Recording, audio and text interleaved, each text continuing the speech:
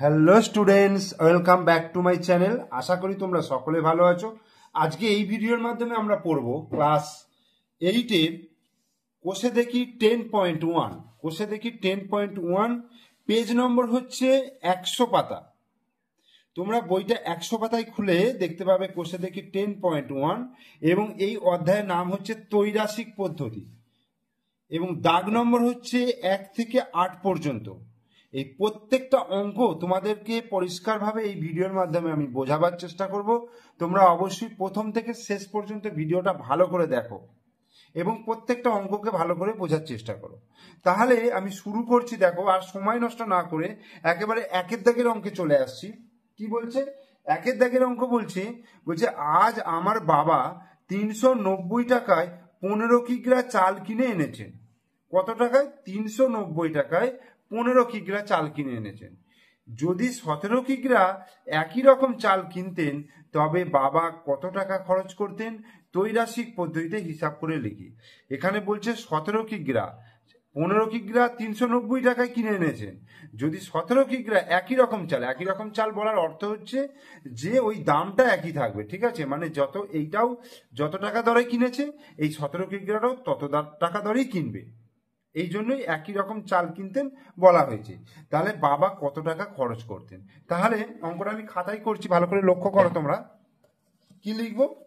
কি কি এখানে রয়েছে? চালের পরিমাণ রয়েছে আর মূল্য রয়েছে, ঠিক আছে?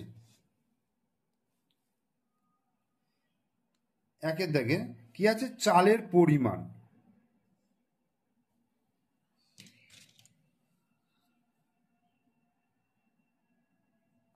চালের পরিমাণ, চালের পরিমাণটা কিসে আছে? কিগ্রায় রয়েছে, সেই জন্য পাশে ব্যাকেটে আমি লিখে দিলাম কিগ্রা। আর কি আছে? মূল্য, চালের মূল্য। মূল্য কিসে আছে? টাকায় আছে, ঠিক আছে? এবার কি বলেছে? যে 15 কিগ্রা চালের দাম হচ্ছে 390 টাকা। তাহলে এখানে আছে দেখো 15 কিগ্রা, তাহলে 15 কিগ্রা চালের দাম কত বলে দিয়েছে? 390 টাকা। তাহলে মূল্যের ঘরে লিখলাম 390, এখানে যেহেতু টাকা রয়েছে তাই এখানে আলাদা করে আর টাকা লিখলাম না, তাহলে 390 টাকা বোঝাচ্ছে। আর এখানে কিগ্রা রয়েছে, তাহলে এখানে 15 কিগ্রা বোঝাচ্ছে। তাহলে 15 কিগ্রা চালের দাম হচ্ছে 390 টাকা। এবার আমাকে বার করতে হবে কত? 17 কিগ্রা, তাই তো? 17 কিগ্রা চালের দাম আমাকে বার করতে হবে, ঠিক আছে? তাহলে এইটা আমি কি করব? এক্স এক্স ধরছি। তাহলে এই জিজ্ঞাসা চিহ্ন জায়গায় কত হবে? এক্স আমি ধরে নিচ্ছি, ঠিক আছে? ধরি, এটা হচ্ছে এক্স। তাহলে 15 কিগ্রা চালের দাম 390 টাকা হলে 17 কিগ্রা চালের দাম আমার কত হবে সেটা আমার ত্রৈরাসিক পদ্ধতিতে হিসাব করে বার করতে হবে। তো এখানে আমি সমানুপাতের নিয়ম কাজে লাগাবো। তো তার জন্য আগে আমার দরকার এই যে দুটো অপশন রয়েছে, যে চালের পরিমাণ আর মূল্য, এই দুটোর মধ্যে আমার সম্পর্ক কি? দুটো বিষয় রয়েছে, চালের পরিমাণ আর মূল্য, এই দুটো বিষয়ের মধ্যে সম্পর্ক কি?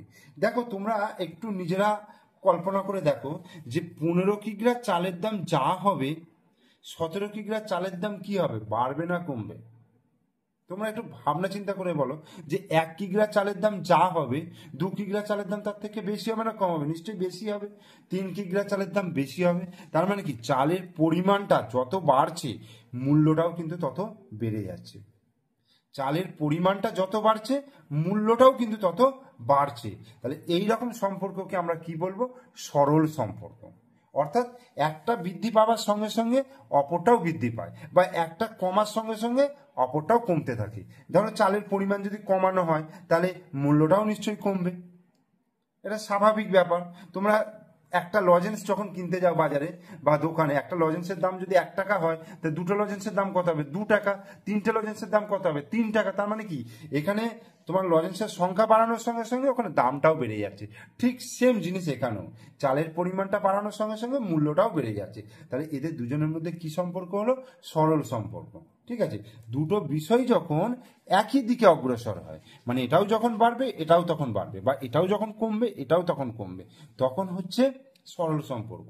আর দুটো যদি বিপরীতমুখী হয়, ধরো চালের পরিমাণ বাড়াচ্ছি আর মূল্যটা কমে যাচ্ছে, তাহলে সেক্ষেত্রে হবে কিন্তু ব্যস্ত সম্পর্ক, ঠিক আছে? তো এখানে সরল সম্পর্ক হচ্ছে, আমি সেটা লিখছি। দেখো, চালের পরিমাণের সঙ্গে চালের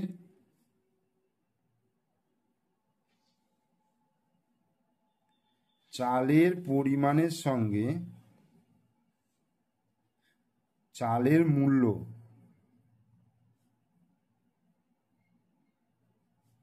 সরল সম্পর্ক।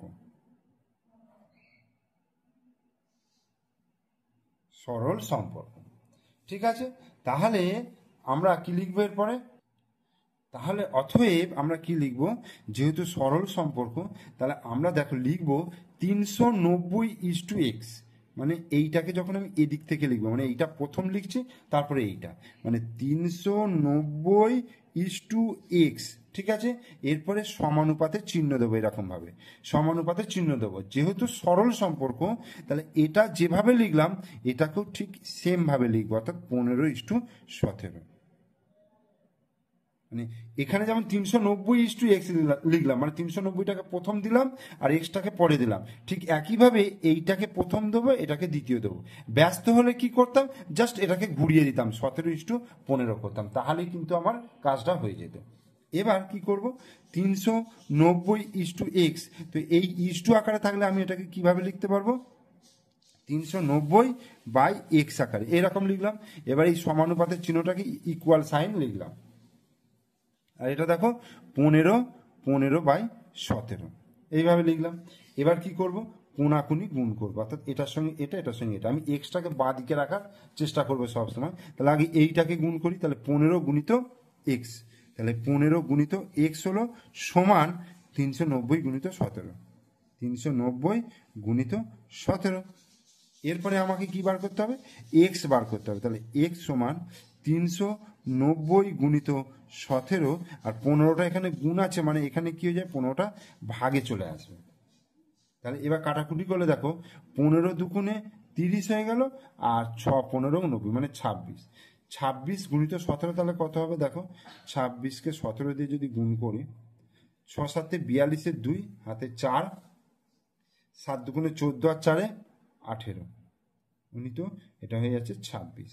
তাহলে 2 8 আর 6 14, 4 হাতে 1, 1 এর 2, 2 এর 4, তাহলে 442 টাকা।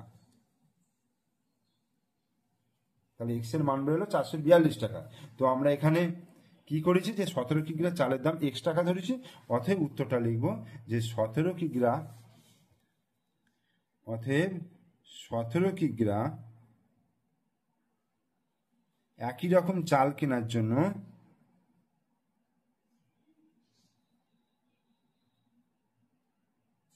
একই রকম চাল কেনার জন্য বাবা 442 টাকা খরচ করতেন। 442 টাকা খরচ করতেন। অ্যান্সার।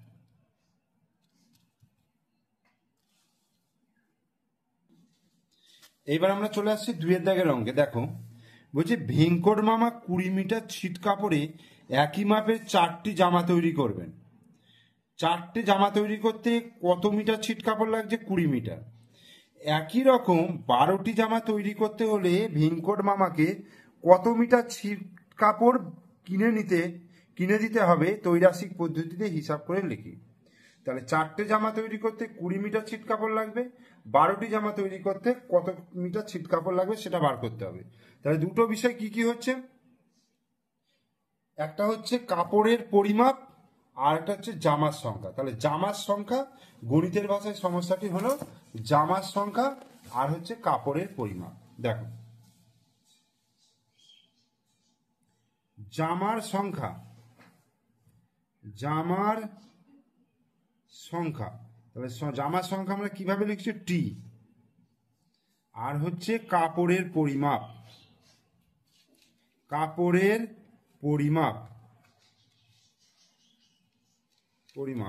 এটা হচ্ছে কিসে আছে? মিটারে আছে। তাহলে জামার সংখ্যা কটা? দেখো 4টে জামা। তাহলে 4টে জামা তৈরি করতে কত মিটার ছিট কাপড় লাগবে? 20 মিটার। আমি লিখলাম 4টে জামা 20 মিটার ছিট কাপড় লাগবে। আর 12টা জামা তৈরি করতে হবে, তাহলে 12টা জামা তৈরি করতে কতটা ছিট কাপড় লাগবে? আমি এটাকে এক্স ধরে নিচ্ছি, ঠিক আছে। তাহলে এবার নিজেদের চিন্তা ভাবনা করতে হবে যে জামার সংখ্যার সঙ্গে কাপড়ের পরিমাণ কি সম্পর্কে রয়েছে। তাহলে জামার সংখ্যা যদি বাড়ে, একটা জামা তৈরি করতে যতটা কাপড় লাগে, দুটো জামা তৈরি করতে তার থেকে বেশি কাপড় লাগবে, তিনটে জামা তৈরি করতে তার থেকে আরো বেশি লাগবে। তার মানে কি, জামার সংখ্যা বাড়লে কাপড়ের পরিমাপও বাড়বে। তাহলে জামার সংখ্যার সঙ্গে জামার সংখ্যার সঙ্গে কাপড়ের পরিমাপ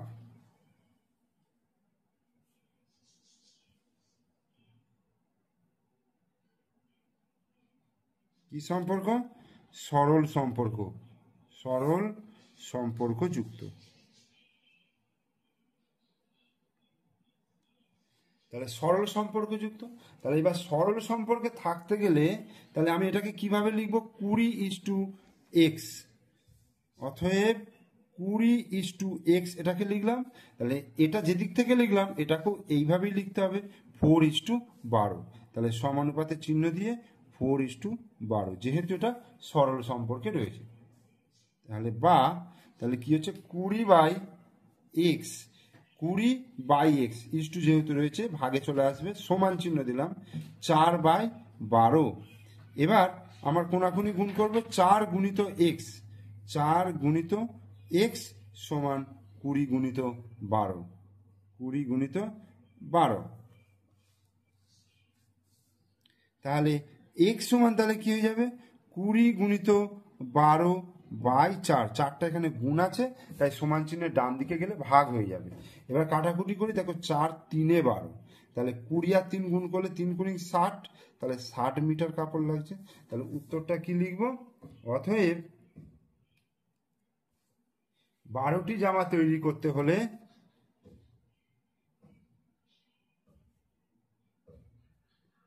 জামা তৈরি করতে হলে ভেঙ্কট মামাকে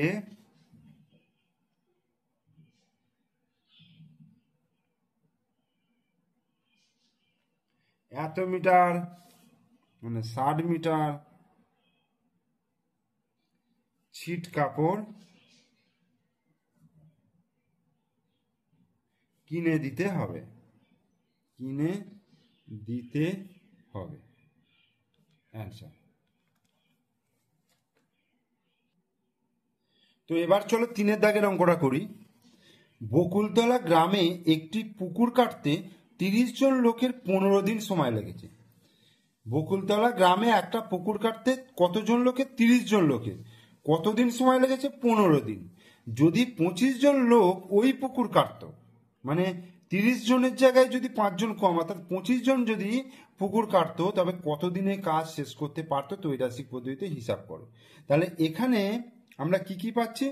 লোক সংখ্যা পাচ্ছি, আর হচ্ছে দিন সংখ্যা পাচ্ছি। লোক সংখ্যা আর সময়, ঠিক আছে। তাহলে গণিতের ভাষায় সমস্যা হলো কি, লোক সংখ্যা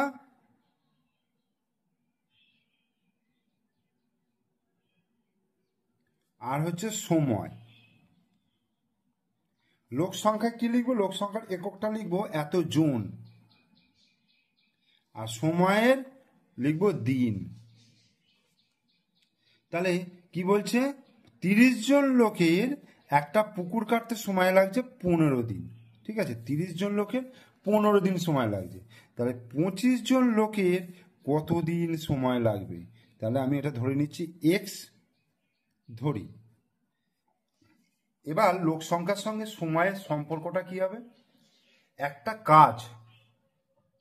কাজে 30 জন লোক আছে, 15 দিনে কাজটা করছে। যদি লোক সংখ্যাটা কমে যায়, লোক সংখ্যাটা যদি কমে যায়, তাহলে সময়টা তো বেশি লাগবে, তাই না? ধরো তোমরা 5 জন বন্ধু মিলে কোনো একটা বাগান পরিষ্কার করতে লেগেছো। সেই বাগানটা পরিষ্কার করতে তোমাদের 3 দিন সময় লাগলো, ঠিক আছে। এখন ওই 5 জনের পরিবর্তে যদি 2 জন থাকো, মানে 3 জন চলে গেল, তাহলে তোমাদের ওই 2 জনে কি 3 দিনে কাজটা হবে? হবে না তো, তার থেকে বেশি দিন সময় লাগবে। তার মানে লোক সংখ্যা যদি তুমি কমাও তাহলে দিন সংখ্যা কি হবে, বাড়বে।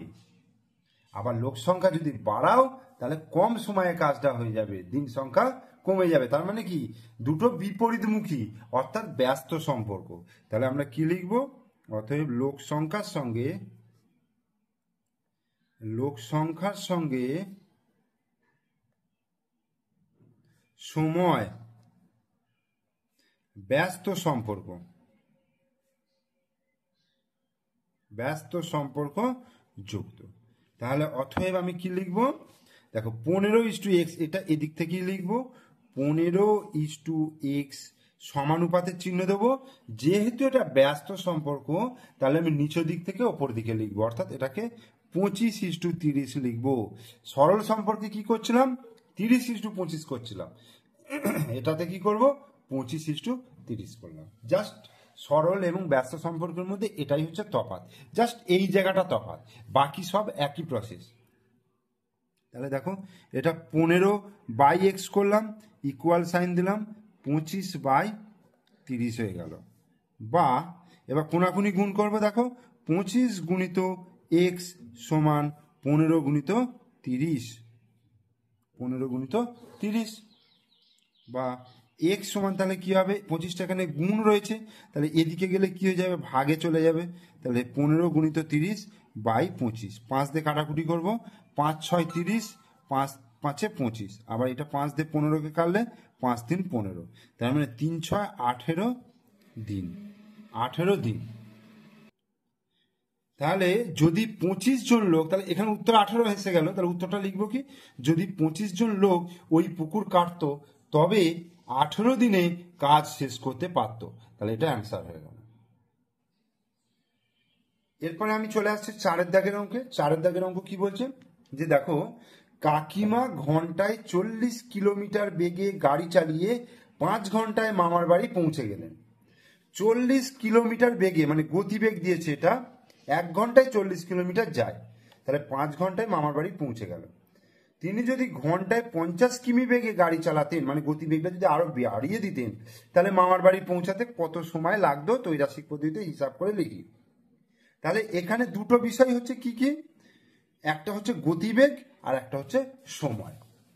তাহলে গণিতের ভাষায় সমস্যাটি হলো গতিবেগ আর এখানে হচ্ছে সময়।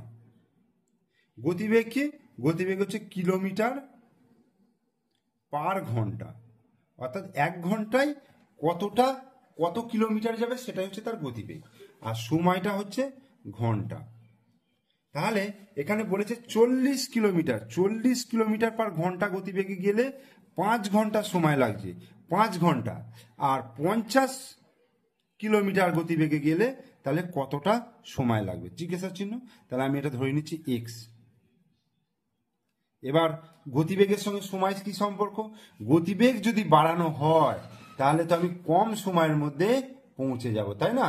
আমি গাড়ি আস্তে চালিয়ে যতটা সময় লাগবে, গাড়ি যদি স্পিডে চালায়, আরো জোরে চালায়, তাহলে তুমি কম সময়ে পৌঁছে যাব। এটা তো তোমাদের বাস্তব অভিজ্ঞতা থেকে তোমরা বুঝতে পারবে। তাহলে গতিবেগের সঙ্গে সময় হচ্ছে ব্যস্ত সম্পর্ক, গতিবেগের সঙ্গে সময় হলো ব্যস্ত সম্পর্কযুক্ত, ব্যস্ত সম্পর্কযুক্ত, ঠিক আছে। এবার যেহেতু ব্যস্ত সম্পর্ক, তাহলে অতএব কি লিখবো, 5:x, মানে এটাকে আমি এদিক থেকে লিখলাম, তাহলে 5:x। এই তীর চিহ্নটা তোমাদের দেওয়ার দরকার নেই, আমি তোমাদেরকে বোঝাবার জন্য এটা করছি। তাহলে এখানে সমানুপাতের চিহ্ন দিলাম, যেহেতু ব্যস্ত সম্পর্ক তাহলে এদিক থেকে লিখবো 50:40, এই। তাহলে বা 5:x মানে হচ্ছে 5/x লিখলাম, সমান এটাকেও একইভাবে লিখবো 50/40 আকারে, 50/40। তাহলে এবার কোনাকুনি আমি গুণ করবো, দেখো 50 গুণিত x, 50 গুণিত x সমান 5 গুণিত 40, এই হলো। বা x সমান হচ্ছে 5 গুণিত 40, বাই কত হবে 50 হয়ে যাবে, কারণ 50টা এখানে গুণ রয়েছে, তার মানে এখানে ভাগে চলে আসবে। এই প্রথমত এই শূন্য দুটো কাটলাম, আর এই 5 কেটে গেল, তাহলে কত হচ্ছে 4। তাহলে 4 ঘন্টা সময় লাগবে। তাহলে গতিবেগ বেড়ে যাওয়া মানে তার সময়টা কিন্তু কমে গেল, 1 ঘন্টা কিন্তু কমে গেল। তাহলে এখানে উত্তরটা কি লিখবো? উত্তরটা লিখবো যে তিনি যদি ঘন্টায় 50 কিমি বেগে গাড়ি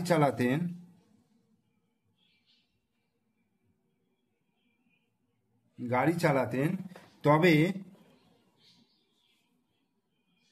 মামার বাড়ি পৌঁছাতে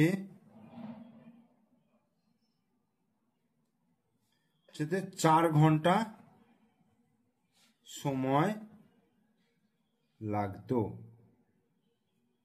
অ্যান্সার।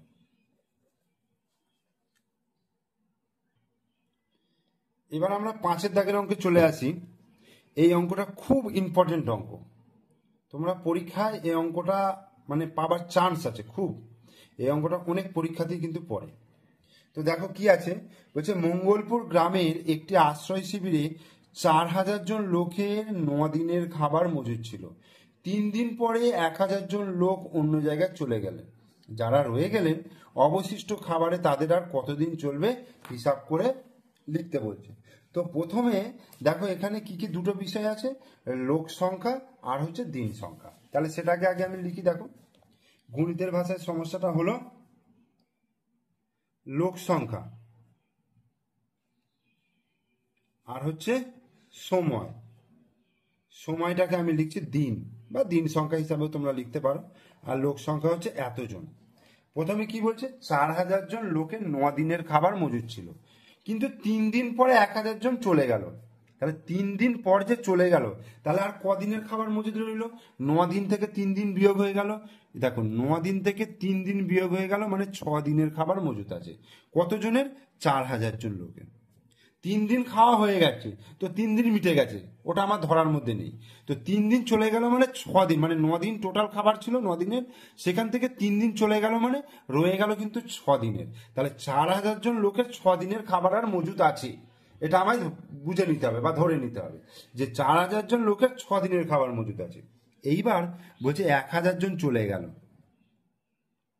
ঠিক আছে, তাহলে রইল কত? 3000 জন।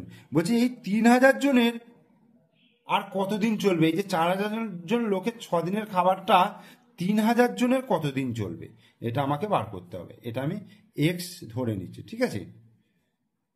তাহলে লোক সংখ্যা কমলে নিশ্চয়ই ওই যে খাবারটা আছে সেটা বেশি দিন চলবে, আবার লোক সংখ্যা যদি বাড়ে তাহলে যে খাবারটা আছে সেটা কম দিন চলবে। এটা স্বাভাবিক ব্যাপার, লোক বেশি থাকলে খাবার বেশি খাবে, তাহলে সময়টা কমে যাবে, মানে দিনটা কমে আসবে। তাহলে লোক সংখ্যার সঙ্গে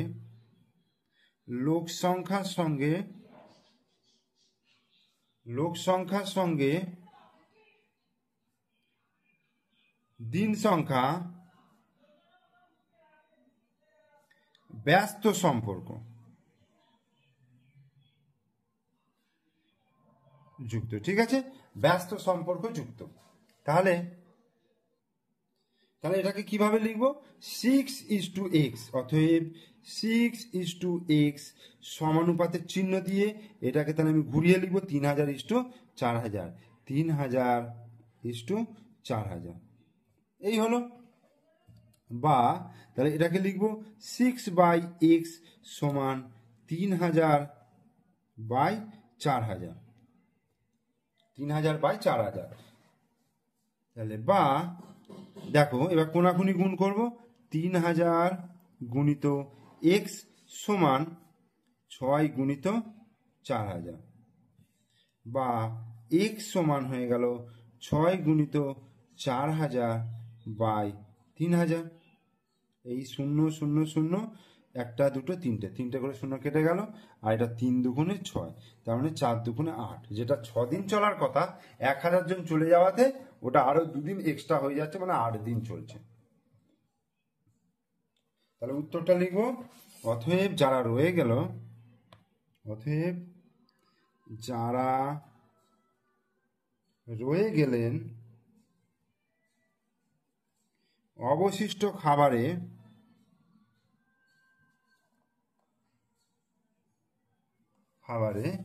তাদের আর 8 দিন চলবে। অ্যান্সার। এরপর 6 দাগের অঙ্ক বলছে নসিবপুর গ্রামের একটি খামারের 42 জন সদস্য 24 দিনে খামারের সমস্ত জমি চাষ করতে পারেন। 42 জন সদস্য এবং 24 দিনে খামারের সমস্ত জমি চাষ করতে পারেন, কিন্তু চাষের মরশুমে 6 জন সদস্য হঠাৎ অসুস্থ হয়ে পড়ে। তাহলে খামারের সমস্ত জমি চাষ করতে অবশিষ্ট জনের কতদিন সময় লাগবে? 42 জন হলে 24 দিন সময় লাগে, তাহলে 6 জন অসুস্থ হয়ে পড়ছে, তার মানে 36 জনের কতদিন সময় লাগবে এটা বার করতে হবে। তাহলে গণিতের ভাষায় সমস্যাটি হলো সদস্য সংখ্যা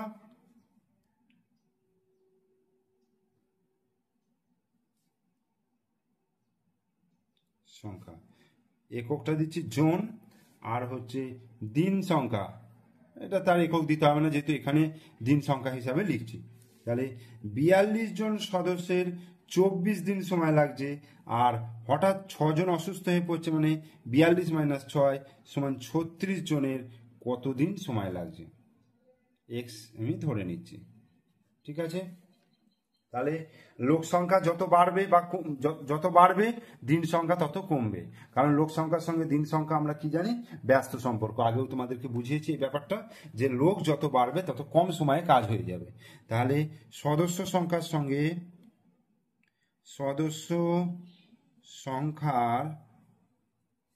সঙ্গে দিন সংখ্যা ব্যস্ত সম্পর্ক যুক্ত।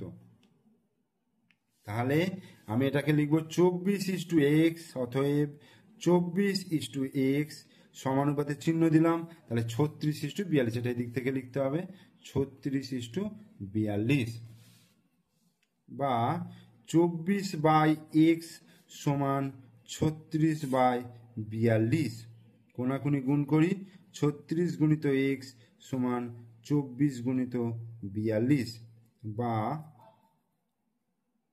x সমান 24 গুণিত 42/36।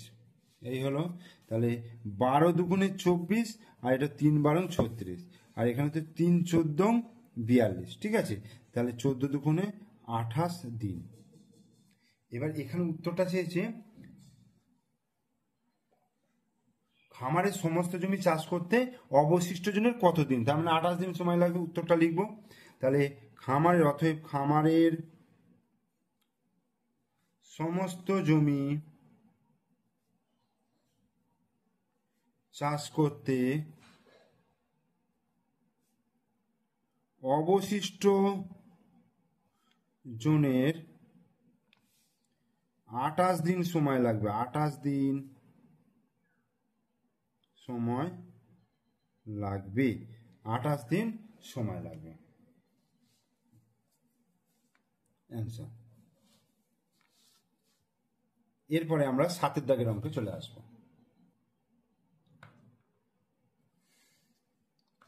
7 দাগের অঙ্ক কি বলছেন, যে একটি কারখানায় 1000টি যন্ত্রাংশ তৈরি করতে 16টি মেশিনের 27 দিন সময় লাগে।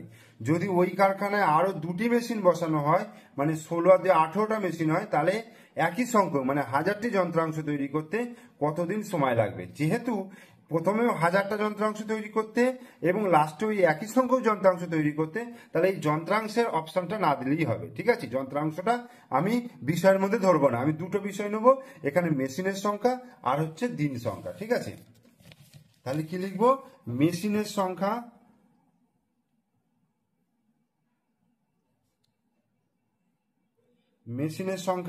এটা লিখবো টি এতটি মেশিন, আর লিখবো দিন সংখ্যা। মেশিন কতগুলো আছে, 16টা মেশিন, 16টা মেশিনের 27 দিন সময় লাগছে, আর আরো দুটো মেশিন বসানো হচ্ছে, তার মানে 16 + 2 সমান 18টা মেশিনের কতদিন সময় লাগবে। আমি এক্সটা ধরে নিই, এই তাহলে মেশিন যত বাড়ানো হবে তত কম দিনে কাজ হয়ে যাবে। যেমন লোক সংখ্যার সঙ্গে দিন সংখ্যার সম্পর্ক, সেরকম মেশিনের সংখ্যার সঙ্গে দিন সংখ্যা ব্যস্ত সম্পর্ক। অতএব মেশিনের সংখ্যার সঙ্গে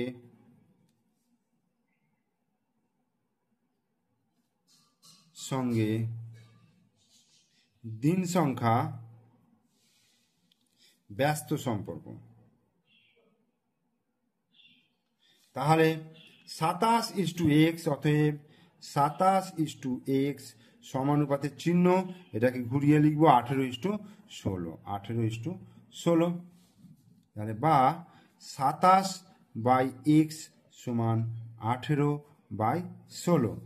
তাহলে কোনাকুনি গুণ করি, 18 গুণিত x সমান 27 গুণিত 16, বা x সমান হয়ে গেল 27 গুণিত 16, 18টা এখানে ভাগ হয়ে যাবে। তাহলে কত হচ্ছে? 3 9 27, 9 দুগুণে 18, 2 দিয়ে 16কে গেলে 8 দুগুণে 16, মানে 3 8 24, 24 দিন। তাহলে মেশিন সংখ্যা বাড়ানোর ফলে আমার কিন্তু সময়টা কিন্তু কমে গেল, তাহলে 24 দিন হলো। তাহলে উত্তরটা কি লিখবো? যদি অতএব,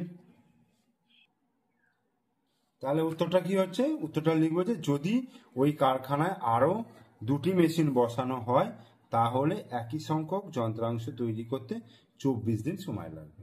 ঠিক আছে, এটা অ্যান্সার।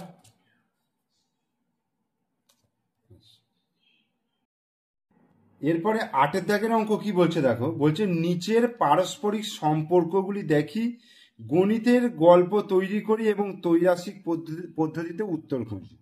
তো এখানে দেখো 4খানা অঙ্ক দেওয়া আছে, এটা গণিতের ভাষায় যে সমস্যাটা, সেই সমস্যাগুলো দেওয়া রয়েছে এবং সেখান থেকে কি করতে হবে, তোমাদের গল্পটা তৈরি করতে হবে। যেমন আগের অঙ্কগুলোতে গল্পগুলো করে দেওয়া ছিল, সেগুলো থেকে আমি অঙ্কটা সলভ করছিলাম, গণিতের ভাষায় সমস্যার সমাধান করে, সমস্যা তৈরি করে সেখান থেকে সমাধান করছিলাম। কিন্তু এখানে সমস্যাটা দেওয়া রয়েছে, তোমাকে তৈরি করতে হবে গল্পটা এবং সেখান থেকে সমাধান করতে হবে। যেমন এর অঙ্কটা কি আছে, পেনের সংখ্যা আর মোট পেনের দাম। পেনের সংখ্যা 25টা পেনের দাম কত আছে? 112.5 টাকা। আর তাহলে 12টা পেনের দাম কত? দেখো এটা আমি করেছি, অঙ্কটা খাতায় লিখেছি। দেখো যে সোহানির বাবা সোহানির জন্য 25টি পেন কিনে এনেছে, ঠিক আছে, 112.5 টাকায়। 25টা পেন কিনে এনেছে 112.5 টাকায়। যদি তার বাবা 12টি একই রকম পেন কিনে আনতো তাহলে দোকানদারকে পেনের জন্য কত টাকা দিতে হবে? ত্রৈরাসিক পদ্ধতিতে হিসাব করি। মানে 25টা পেনের দাম এত টাকা, সে যদি 25টা পেনের জায়গায় 12টা পেন কিনে নিয়ে আসতো তাহলে তাকে কত টাকা দিতে হতো? তো সমস্যাটা হচ্ছে এইটা। এখন পেনের সংখ্যা যদি কমে তাহলে দামটাও কমে যাবে নিশ্চয়ই। সেই জন্য কি হচ্ছে, পেনের সংখ্যার সঙ্গে পেনের দাম হচ্ছে সরল সম্পর্কযুক্ত। তো এখানে কি করেছি, 112.5:x।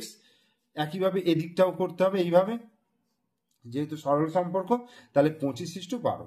তাহলে 112.5/x হলো ইকুয়াল টু 25/12। তো এখানে কোনাকুনি গুণ করব, 25 গুণিত x সমান 112.5 গুণিত 12। এইবার 25টাকে নিচে নামিয়ে দিলাম, x এর মান বার করছি, কাটাকুটি করলাম, কাটাকুটিটা তোমরা নিজেরা করবে, করে 54 উত্তর বেরিয়েছে। তাহলে 12টি পেনের জন্য দোকানদারকে 54 টাকা দিতে হবে। ঠিক আছে, এরপরে বিয়েরটা কি আছে দেখো, বিয়েরটা রয়েছে গতিবেগ কিলোমিটার পার ঘন্টা আর হচ্ছে দূরত্ব। ঠিক আছে, 9 কিমি গতিবেগে গেলে 112.5 কিলোমিটার যাবে, আর 12 কিমি গতিবেগে গেলে কত দূরত্ব যাবে এটা বার করতে হবে। তো কি লিখেছি দেখো, রমেশ 9 কিলোমিটার পার ঘন্টা গতিবেগে সাইকেল চালিয়ে একটা নির্দিষ্ট সময়ে 112.5 কিমি দূরত্ব যায়। রমেশ যদি 12 কিমি পার ঘন্টা গতিবেগে সাইকেল চালায় তবে ওই নির্দিষ্ট সময়ে কত কিমি পথ যাবে? ঠিক আছে, ত্রৈরাসিক পদ্ধতিতে হিসাব করি। দূরত্ব কখন বাড়বে? যদি গতিবেগ বেশি হয়, তাই না? গতিবেগ যত স্পিড বাড়াবো তত আমি ওই সময়ের মধ্যে দূরত্ব বেশি যেতে পারবো। তাহলে এটা কি হচ্ছে, সরল সম্পর্ক। তোমরা লিখবে যে গতিবেগের সঙ্গে দূরত্ব হচ্ছে সরল সম্পর্ক। তাহলে 112.5:x আর 9:12। এবার এটাকে যেমন সলভ করে তোমরা একটু দেখে নাও, আমি করে রেখেছি, এইভাবে তোমরা সলভটা করে নেবে এবং উত্তরটা x এর মান বেরোবে 150। তাহলে 12 কিলোমিটার পার ঘন্টা গতিবেগে 150 কিমি পথ যাবে। এর পরের যে সমস্যাটা দেশে দেখো, পাম্প সংখ্যা আর সেচের জমির পরিমাণ। 6টা পাম্প বসালে 31.2 বিঘা জমি সেচ করতে পারবে, আর 13টি পাম্প বসালে কত করতে পারবে। তাহলে রসুলপুর গ্রামে সেচের জমিতে 6টি পাম্প বসানো আছে, ওই পাম্পগুলি দিয়ে 31.2 বিঘা জমি সেচ করা যায়।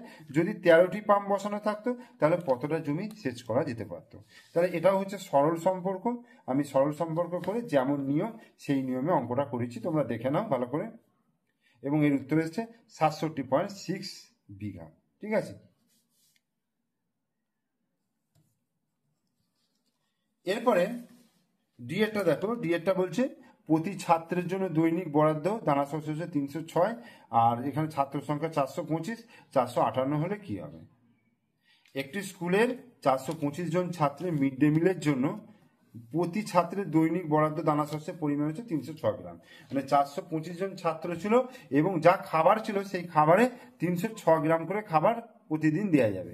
এখন ওই স্কুলে ছাত্র সংখ্যা যদি 458 জন হয় তাহলে দৈনিক বরাদ্দের পরিমাণ কত করতে হবে যাতে মোট দানা শস্য ওই নির্দিষ্ট দিন পর্যন্ত চলবে।